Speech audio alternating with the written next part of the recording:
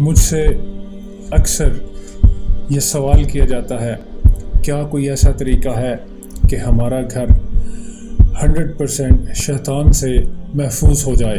اللہ کے نام کے ساتھ ہم داخل ہوئے اور اللہ کے نام کے ساتھ ہم باہر نکلے اور ہم نے اپنے رب پر بھروسہ کیا۔